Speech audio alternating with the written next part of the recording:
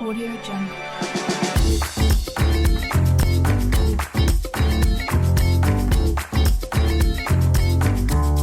Audio Jungle.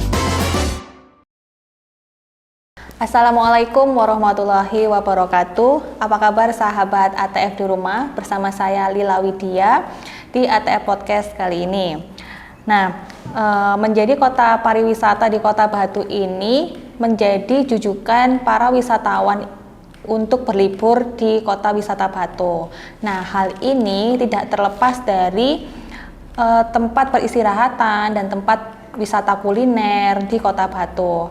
Nah, hari ini narasumber kita tidak terlepas dari perhotelan dan resto di Kota Batu. Beliau adalah Ketua PHRI Kota Batu, Bapak Sujud Haryadi. Selamat siang Pak Sujud, apa kabar? Selamat siang. Senang sekali bisa Alhamdulillah, baik berbincang di kabarnya. ATF Podcast. Iya. Oke, terima kasih Mbak Lila. Iya, baik, benar. Gimana Pak untuk baru pertama kali ini ya Pak datang di ATF Podcast? Ya, ini pengalaman pertama di ATF Podcast. Ya, selamat Pak bisa hadir di ATF Podcast kali ini. Nah, begini Pak, ini kan kita temanya tentang PHRI di Kota Batu. Bagaimana peran PHRI di Kota Batu ini menjelang Nataru 2022 ini Pak? Tentunya memang Nataru ini, libur Nataru dan libur Idul Fitri itu adalah puncak bagi kami pelaku wisata, baik itu hotel dan juga restoran maupun taman rekreasi, Pak, anggota dari PHRI Batu untuk mendulang sebesar-besarnya pendapatan. Jadi peak season kami itu memang ada di libur Nataru dan libur Idul Fitri. Jadi tentunya kami di libur Nataru ini bersiap banyak hal ya.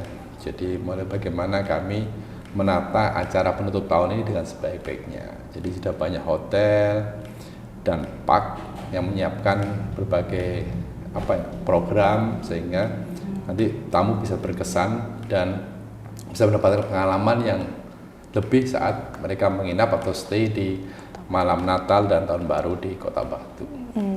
Baik, Pak. Tapi untuk sejauh ini ya, untuk komoditas persediaan kapasitas hotel di Kota Batu ini menjelang Nataru ini itu apakah masih tercukupin ataupun sudah overbook ya Pak ya? Itu ada, rumah sakit ada. Jadi memang itu boleh, jadi anggota afiliasi itu boleh. Tapi dari 3 anggota yang memang taman rekreasi atau restoran yang memang benar-benar induknya hanya di PHRI, ini 2 ini senada, taman rekreasi dengan hotel. Jadi kenaikan tingkat kunjungan itu hampir naik itunya hampir sama. Tapi resto ini beda. Karena apa? Ternyata ketika pandemi banyak orang harus di rumah, itu masih banyak pembelian delivery order ke rumah, online Pak ya. Online. Jadi mereka masih bisa lebih survive daripada hotel dan restoran, lebih bagus. Jadi mereka pulih duluan. Jadi ketika taman kasih hotel masih pelan-pelan 30%, 20%, 40% pemulihan, mereka sudah 60-70. Bahkan ketika kita masih 50% yang lain taman kasih hotel itu masih 50%, mereka sudah hampir pulih seperti sedia kala. Cuman masalahnya ada lagi, yaitu apa itu Pak? berkembangnya pertumbuhan luar biasa. Kafe, resto. Iya, banyak sekali Pak. Ini Kota Batu itu banyak sekali kafe-kafe yang tahun ini tuh setelah pandemi itu banyak sekali yang buka malahan di Kota Batu itu. Sebelum pandemi malahan biasa nggak sebanding banyaknya pasca pandemi ini gitu. Kalau saya sih ini di semua kota ya, hampir di semua kota, mungkin di Jawa tuh kata mungkin di Indonesia atau gimana, tapi yang jelas di Jawa atau di mana sebagian saya tuh banyak kafe baru, hampir semua kota itu. Cuman mungkin Batu lebih grafik pertumbuhannya lebih tinggi dari yang lain. Karena mereka tumbuh setahun ada tambahan 10 atau 3 kafe, kita sudah 12, 15 mungkin gitu. Naiknya lebih signifikan. Jadi kayaknya mereka yang dulu punya tempat ada mungkin mereka kebun atau sawah yang view-nya bagus, mereka juga kepikiran buat kafe. Ketika yang lain bisa, mereka mencoba membuat kafe. Jadi sekarang banyak sekali di Batu. Nah, pertumbuhan kafe ini dan resto ini memang cukup tinggi di Batu. Iya. Sedangkan relatif apapun kan ekonomi itu antara demand dan supply. Jadi antara penawaran dan permintaan dan itu seperti itu. Jadi ketika permintaannya tetap segitu, kita penawaran terus nambah ya, otomatis harganya rebutan, semakin berebut. Ya gitu aja, Pak. Jadi resto itu memang unik. Jadi mereka boleh duluan, tapi sekarang mereka mendapat persaingan yang cukup keras dari banyaknya pertumbuhan kafe baru. Jadi ya bergantung dari masing-masing resto. Kalau satu resto itu memang bisa mempertahankan taste. Ya. Jadi rasa, cara masakannya benar, terus stabil, dan mereka menjual dengan harga yang tepat, ya tetap mereka bisa bertahan. Jadi bisa bahkan tumbuh dengan baik. Jadi intinya bagaimanapun kan, walaupun kita punya view indah, punya ambience yang bagus, situasi yang bagus, tapi ketika rasa itu kan tetap nomor satu. Iya. Apapun yang mereka jual. Itu udah kunci utamanya, Pak, untuk tamu atau wisatawan tuh balik lagi ke kafe ataupun restonya itu, tempat-tempat wisata. Namun Pak, ini yang tadi Bapak sampaikan itu. Sorry sambil minum ya. Iya, enggak apa-apa Pak. Iya. Ini Pak wedang uwo Pak. Jadi kan tadi sudah disampaikan juga kan di pasca pandemi ini kan sudah banyak sedikit meningkat ya Pak aktivitas ekonominya.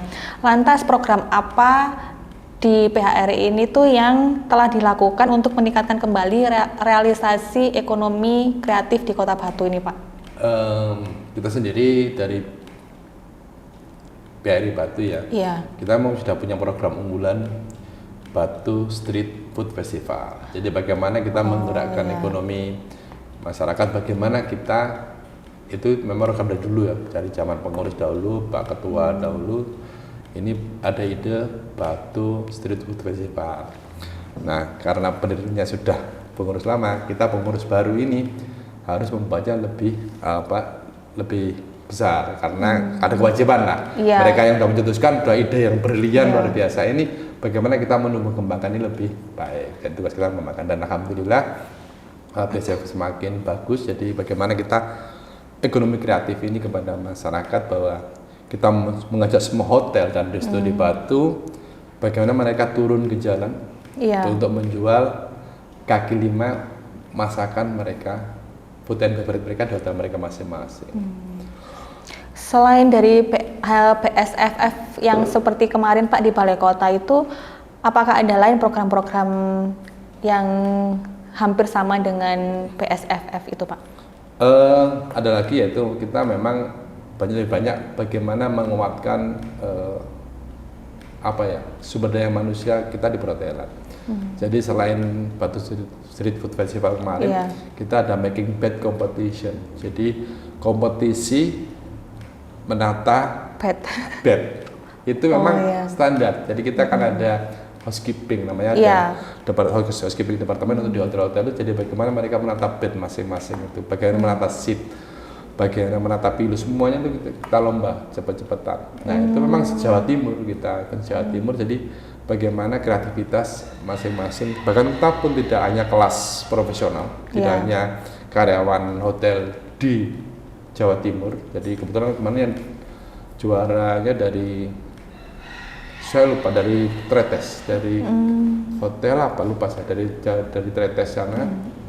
Yang nomor 2 Grand Mercure Malang, nomor 3 kita Batu L Royal ini baru nomor 3, L Kartika Wijaya ini baru nomor 3, juara 3. Ya, yang SMK-nya itu juara satunya dari Madura, juara 2 dari Batu, nomor 3 dari Lamongan, SMK itu. Jadi selain profesional, mereka itu juga mendatangkan yang dari kelas anak sekolah. Dan di sisi lain kita juga bagaimana kita berpartisipasi aktif untuk gerakan ekonomi kreatif di Kota Batu. Jadi ketika seperti di Batu Tourism Mall, BTM, kita juga ikut support apa yang bisa kita bantu. Walaupun memang belum banyak ya, karena kita sendiri juga di PR sendiri itu juga, bahkan saya sebut ke anggota aja, BRI nomor 2. Nomor 1 tetap usaha Anda masing-masing, hotel Anda masing-masing, resto Anda masing-masing, taman rekreasi Anda masing-masing nomor 1. Karena disitulah Anda tempat Anda mengais rezeki untuk keluarga. Iya benar. Sedangkan PR ini sama dengan ATF mungkin. Sosial. Sosial, oh iya Sangat benar. sosial. Iya, Sosial. benar. BRI sosial udah. Jadi kita nomor 2 nih. Jadi kita fokus kita kerja masing-masing, yang BRI nomor 2. Jadi bagaimana kita di waktu di luar jam kerja, ketika kita bisa tinggal di kantor, baru kita fokus untuk BRI. Iya. Memang seperti itu. Iya, Pak, untuk event BSFF itu apakah event tahunan atau 1 tahun 2 kali atau bagaimana ya Pak? Event tahunan. Jadi itu tadi saya sampaikan, event ini tahunan, dan kebetulan ini alhamdulillah kita sudah lolos masuk sebagai kalender wisata Jawa Timur. Kalender event wisata event Jawa Timur. Jadi kita sudah masuk 10 besar Jawa Timur. Tinggal nunggu pengumuman di Januari nanti untuk event nasional. Jadi di Kemenparekraf, iya. Kemenparekraf kita sudah kurasi, sudah selesai. Desember kemarin tanggal berapa itu, tanggal awal Desember itu kita sudah kurasi. Insya Allah ini lolos. Kalau ini lolos berarti nanti tidak hanya dibiayai oleh APBD Jawa Timur, tapi mungkin dari Kemenparekraf.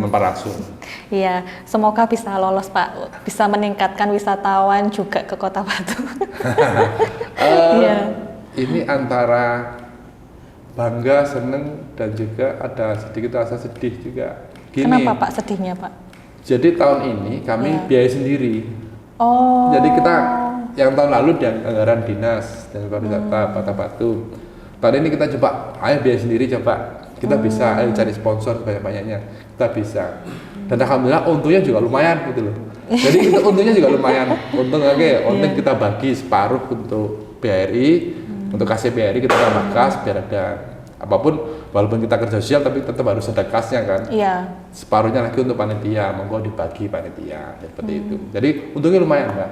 Tapi kalau tahun depan, karena sudah lolos jelas ya. Iya. Jadi minimal ini paling tidak kita nanti akan dibiayai oleh dari Dinas Pariwisata Provinsi, Disparbud Provinsi untuk di sini. Tapi kalau lolos nasional, berarti nanti kementerian via Dinas Pariwisata Kota Batu pembiayaannya. Oh iya. Jadi kita hanya mungkin tinggal pokoknya kerja ini, suruh sana, suruh sono, suruh sini gitu. Ya mudah-mudahan Pak bisa lolos untuk acara event nasional. Iya, kebanggaan Kota Batu juga. Kota Batu. Ya, Pak, ini kan agak sedikit melenceng, namun masih ada sedikit keterikatan juga sama PHRI juga.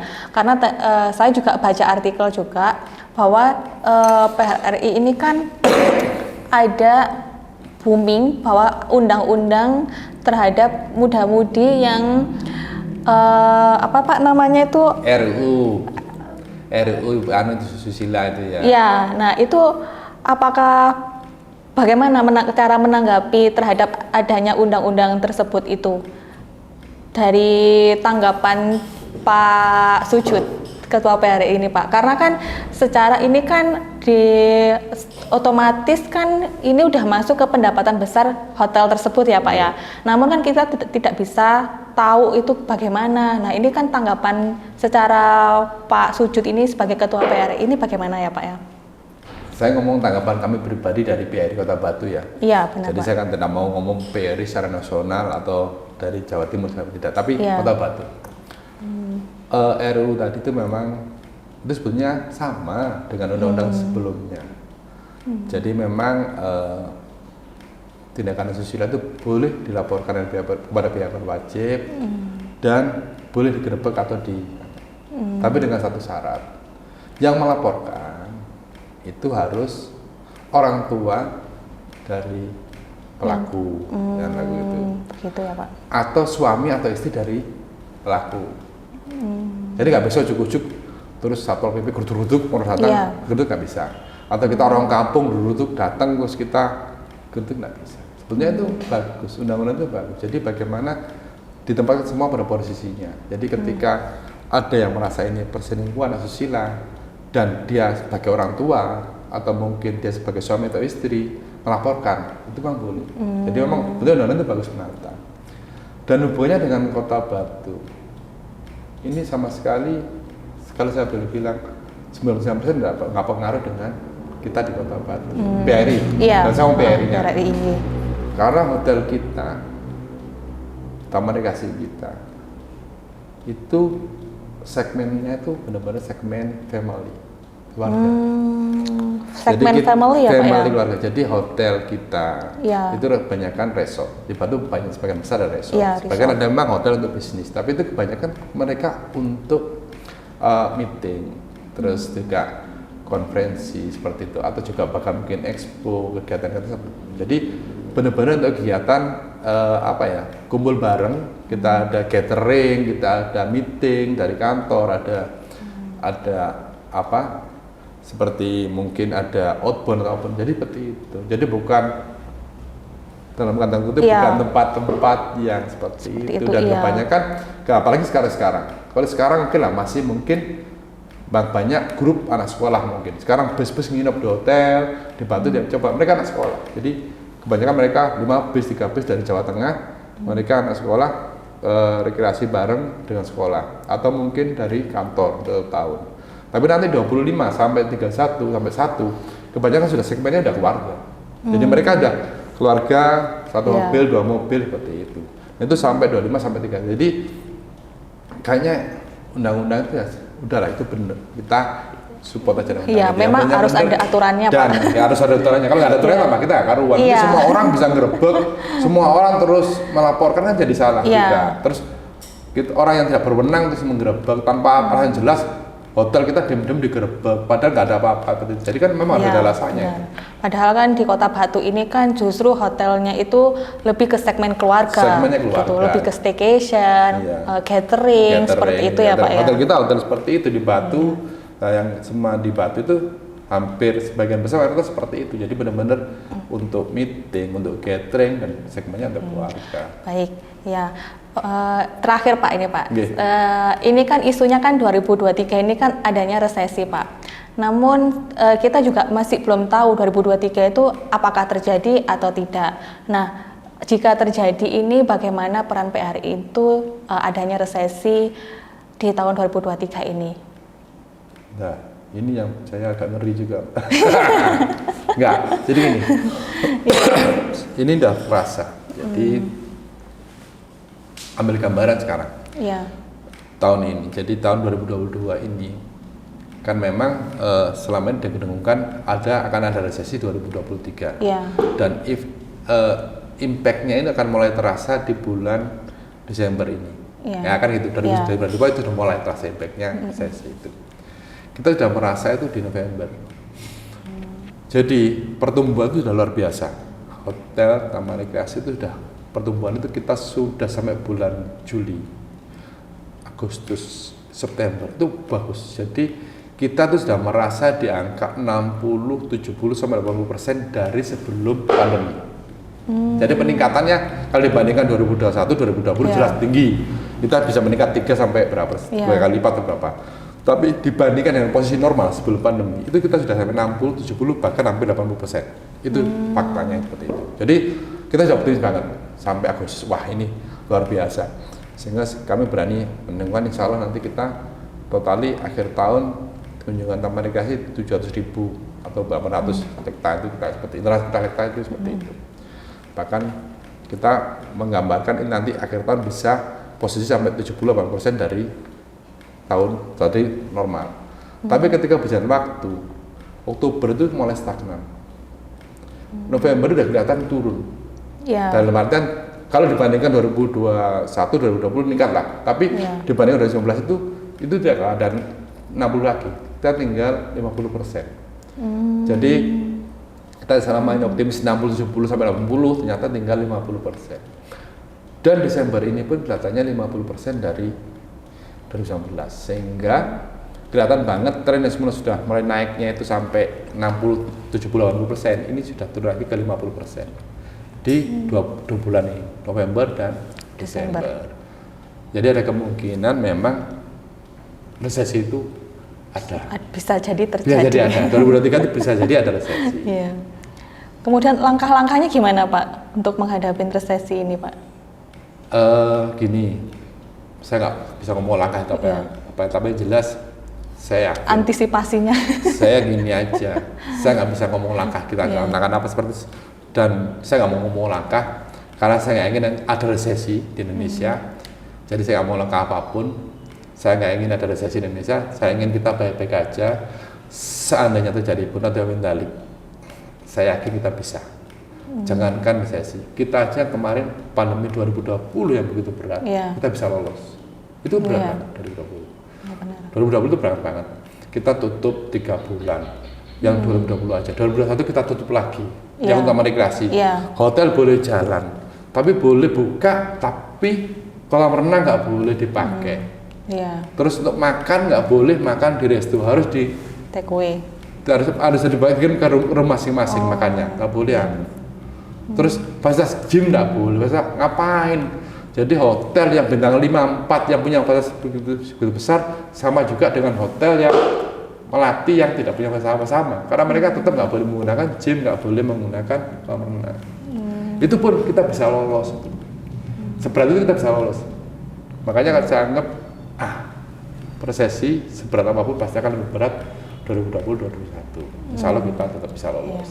Makanya saya nggak berpikir langkah karena saya berharap tidak ada resesi. Satu, kedua, andai kejadian atau mentalik, itu pun kita pasti lolos. Karena yang berat itu ada 2020-2021 kita lolos. Ya, baik. Nah, guys, itu tadi perbincangan kita terkait peran PHRI dalam wisata Kota Batu. Nah, saya Lila Widya, mohon pamit, dan Bapak Sujud Haryadi, terima kasih Pak telah hadir di podcast hari ini. Terima kasih Pak. Sama-sama, terima kasih.